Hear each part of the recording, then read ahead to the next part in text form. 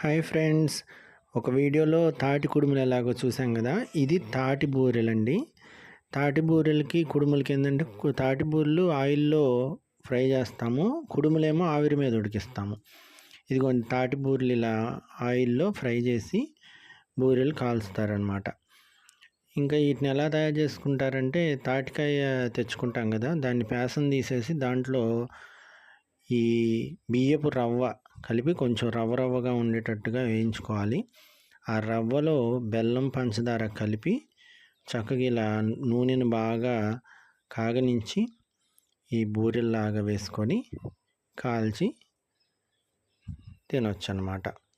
చూడండి ఫ్రెండ్స్, తాటికాయ వల్ల ఎన్నో ఉపయోగాలు. తాటి బూరెలు, తాటి చేప, తాటి కుడుములు, ఈ విధంగా పల్లెటూరులో అనేక రకాలుగా తయారు చేస్తారు ఫ్రెండ్స్. వీటిని తాటి బూరెలు అన్నమాట. థ్యాంక్స్.